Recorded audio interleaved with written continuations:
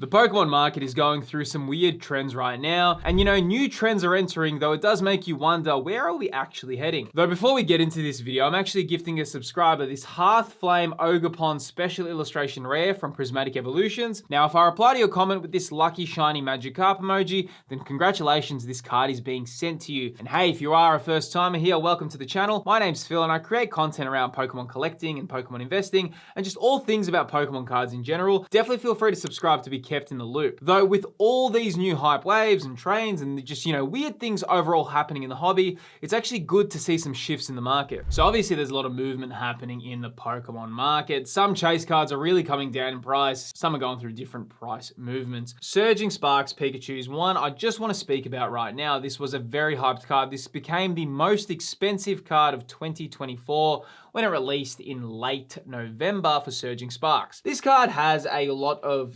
positives about it in terms of the fact that it is a Pikachu special illustration rare. It was one of the first Pikachu cards to come out where a lot of people started really being kind of drawn into this card because, oh, it's Pikachu. Oh, there's going to be some crazy hype movements around it. There is a bit of a price retrace happening with this one in particular. Was selling for $350 US. Right now, it's selling for $289. Now, if we pull it back here, you can see it was selling for $280. I'm going to just pull this into the 6-month graph. Right here, it was selling for around $255, spiked all the way to $351, and now it's kind of going back down. I do imagine this Pikachu will find a bit of a leveling playing field. Surging Sparks is still okay. It's not the hardest actual set to get at the moment. It used to be a little bit harder to get. Right now, it's a bit more attainable. And of course, we have that new Pikachu coming from Mega Dream EX. I personally prefer that artwork. Some people don't. Though, where the market is going to go or shift at this point is very interesting because there is a chance that there will be a bounce back. That's something that you got to consider. Whether or not that's going to happen now, soon, later, who knows at this point, but that is something you need to keep on your radar because sure, the cards are dipping. There might be a little bit of a trend switch or something that happens which causes more prices to kind of spike in a different direction. Whether that's going to happen soon, right now it's an awkward time for cards. I think there's just so many things happening elsewhere in the world that people aren't so confident with their collectibles. I also think this Pikachu isn't exactly the best artwork, especially as we've continued in the Scarlet and Violet era. Now we're in this Mega Evolution era. I think this card looks a little bit lackluster in comparison to what we've received post Surging Sparks as well. So that is something to consider, though there may be a bit of a golden opportunity to buy this card if it continues dropping in price. Charizard from 151 is a massive card that's on people's radars. And there has been as you can see right there on that graph, it has dropped quite a bit, okay? Now, it was selling for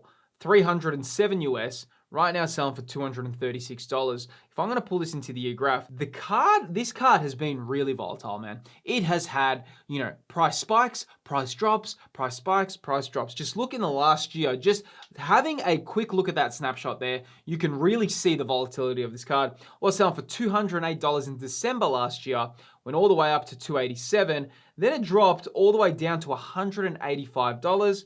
And then look at that, spiked all the way to $303. And now it's selling for $235. One can assume that once it finds a little bit of a low in the market, it's going to go again up. But again, we have that Phantasmal Flames Charizard Special Illustration Rare. We do have a bit of a Charizard overload, but you also have to remember that a lot of Charizard collectors collect every single Charizard artwork. So, it doesn't really matter that the Phantasmal Flames has come out. It's not going to actually draw that much kind of power away from this card because people would like to have both in their collections. But definitely something to consider when looking at the current market, because why is this card dropping? That's something we have to really ask ourselves. Pokemon 151 is, if you speak to the community, it's the golden set. It's what every collector wants. It is, 151 is like the golden ticket, right? There's never been a better set than 151, a lot of people would say. I think now, sometimes when I look at 151, yes, I agree that the artworks are amazing and they're really good, but there is a little bit of this over kind of done nostalgia with it because it is just the first generation. And I think that has maybe caused some people to retreat a little bit because there's much more interesting artworks as well. We're going to have to see what happens with this Charizard. But then again, a buying opportunity if you wanted to buy this card looks like it is dropping a little bit too. But, looking at these prices, it's interesting to see the movement, but there will be a time where prices reverse from this. But the key is to be actually tracking and monitoring monitoring your collection. And the best way to do that is with Collector, who are the sponsors of today's video. Now, Collector is one of the most powerful ways to track, research, and view the Pokemon collectible market. Collector is built as a next generation portfolio manager that gives you a clear picture of what your collection is worth today and how it performs over time. Now, there's a lot of features that Collector has that extends past just tracking your collection. For example, there is a new trade analyzer feature which lets you place what you're offering versus what you're receiving, and it shows you if it's a fair market match. By being a pro member, it also unlocks the Max tab, which extends pricing data past 1 year. Now, this is a very useful feature as you can actually track multiple seasons for, sealed product or particular singles, so you can get a deep understanding of the market. Collector are the leaders when it comes to tracking and researching your Pokemon collectibles. If you want to try it out, you can find the links to download the Collector app in the video's description. As always, a big thanks to Collector for supporting the channel. Now let's get back into this video. Now, the Blastoise from Pokemon 151 was selling for $97 US, currently selling for $81. Not a massive price redraw. The Blastoise never actually got to those crazy price points like Charizard, which is interesting a little bit because to me, it's a really great artwork as well. Though, of course, it just depends on the market, where people kind of see it. Now, 151 doesn't have the hardest pull rates as well. That is something to consider, though there is a market shift currently happening. Cards are getting a little bit easier to buy. Whether or not, collectors are just jumping at this or what is really happening, the main thing you need to focus on right now, if you are in the hobby, is probably, looking and tracking your collection, making sure that things make sense, okay? Because sometimes if you buy cards or you can see hype movements or, these crazy hype swings, you can overpay, and that is something that you kind of have to monitor. Interesting one. I really want to talk about this because I think this is a big discussion point. I want to talk about Moonbreon versus the Prismatic Evolutions Umbreon. Talk about the price differences with these, and then I'm going to kind of show you the difference with, the price difference between the PSA 10 Moonbreon and the PSA 10 Umbreon from Prismatic, and kind of then explain why there is a big price discrepancy or, a similar price, movement with these as well. The Moonbreon right here, check this out. The Moonbreon was selling for $2,200, which, what's funny? When the Moonbreon was selling for like $900, it kind of went last year, like mid 2024. It spiked from around like $550 or $600 US all the way to $900, and everyone said, hey, this is it won't be able to hold this price at $900. Well, there you go. I mean, even though it's dropped from 2.2K, right now it's selling for $2,000. It still did climb a fair bit from that $900 range that a lot of people thought was already too overheated. But of course, this was actually before the Pokemon boom happened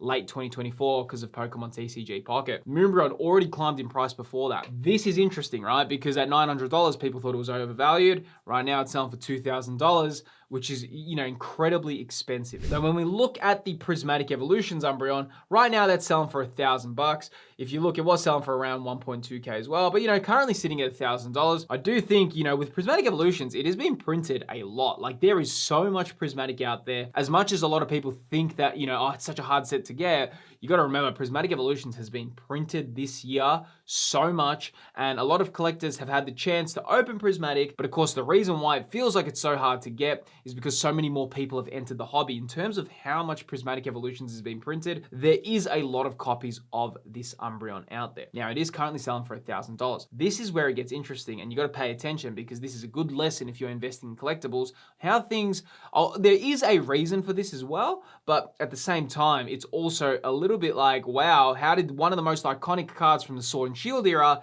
how is this now Umbreon competing in PSA 10 prices? So here I am on eBay. Now I really want to go over the prices of this and really show you some interesting things that are happening in the market. The Umbreon right here sold on December 7th for $2,900 with 22 bids. We scroll down here, another auction, 24 bids, $2,950. Super expensive card, right? I mean, that is a golden piece in your collection. It is a trophy card. I mean, if you own this in PSA 10, same thing here where we go, December 7th, a few sales, okay? All of these, check this out, $2,850 with 36 bids, $2,900 with 37 bids. So we can see that there is a very, very stable market price for this card around that $2,900 range. If you were auctioning it, you would get anywhere from that based on these previously sold around this time. But though, here's the crazy thing. Let's look at the Prismatic Evolutions Umbreon. Though, check this out, December 7th, 8 bids for $3,100, and you've also got to buy it now for $3,150. Scroll down here, $3,000 $3,250, or, you know, there you go, 33 bids for $3,200. This card's more expensive than Moonbreon in a PSA 10, which is really, really interesting because Moonbreon is one of the most iconic cards. I think it kind of reshaped collecting or modern Pokemon cards forever. I think it's pretty much, for modern Pokemon, it's like base set Charizard. It was the entry point. A lot of people, that was the card that shaped up the hobby, okay? Now we've got this card that has overtaken Moonbreon in PSA 10. The big thing that you got to understand is the gem rate success. Now, in terms of the Moonbreon, now I'll get the figures here in the edit suite, but in terms of the chance to actually get the Moonbreon in a PSA 10, off the top of my head, it's around 70 to 75%, okay? In terms of the Prismatic Evolutions Umbreon, the chance to get this in a PSA 10, or again, I'll put the actual figures on screen in the edit suite, but off the top of my head, I think it's around like 33 or, you know, 35%. That is a massive difference in terms of the chance to get a PSA 10. Prices make a little bit sense there because you'd pretty much have to send 2 of these cards, and there is a high chance that even if you sent 2 in, there's a chance that none of them would come back as a PSA 10. Evolving Skies was released at a time where Pokemon boomed once again, though the market shift from Sword and Shield to Scarlet and Violet has been enormous as well. So there is a lot of things at play here. That to me still is kind of crazy to see because to me, like I said, Moonbreon was the shift for Pokemon collecting. You know, you had sports collectors, people collecting other TCGs, people that didn't even care about Pokemon looked at that Moonbreon and said, hey, I want that in my collection. Has this card had the same effect, you know, on pop culture? Maybe not as powerful as Moonbreon, so that to me is a little bit of a misalignment, just personal opinion. Now, moving on to a card that, you know, kind of climbed in price, had a bit of a price crash, is the Solosis. Here selling for 63 US, right now selling for $30. So, you know, before that whole hype boom, it was selling for $11. Obviously, because this card is the same illustrator as Bubble Mew, a lot of people hyped it up. You know, hype swings, as much as people love these hype swings, they can come, but they can also go really quickly as well. One thing I always tell, and especially if you watch my channel, don't get sucked in too much into hype swings, you know, that they happen all the time. Now, moving on to the Bubble Mew from Paldean Fates. This one to me is the most interesting one in terms of, because I've always found this card, probably for the Scarlet and Violet era, this is my 1-for-1 card in terms of a comparison to Moonbreon. I think the Bubble Mew, even though it didn't have the same effect as Moonbreon for Sword and Shield in terms of how iconic it became, I do still think the Bubble Mew, for me, is pretty much on Moonbreon's level in terms of just impact for the Scarlet and Violet era. In terms of all the kind of cards from, it's not always the most expensive card, usually it is, but like in terms of like Generation 7, it was the Tag Team Birds, okay? Those really kind of define the era, and of course they're the most expensive. Then when you look at Generation 8, it was Moonbreon, and for me, it was Bubble Mew for Generation 9. I think it really kind of just shown how cool and creative the artworks can be. Was selling for $701 in September, currently selling for $518. It is continuously dropping as well. Maybe there will be a point to purchase this card. Maybe an opportunity is building. Right now, it's an interesting card, you know, to add to your collection. Though again, will there be a price, you know, reversal where it starts climbing again? Will it drop further? A lot of people are wondering that right now. It is a very iconic card, but of course, we're just going to have to see how it goes. But you know, as much as changes are constantly happening with Pokemon cards, I think being smart with your money is important, as Pokemon cards can become a little bit all-consuming. And what I mean by being smart with your money, and along with collecting as well, is all explained in this video on screen right here. Within this video on screen, I go into the details of collecting on a budget. If you enjoyed this video, click the video that's currently appearing on screen so you can learn more about that topic there. I appreciate you watching, and I'll see you on the next video.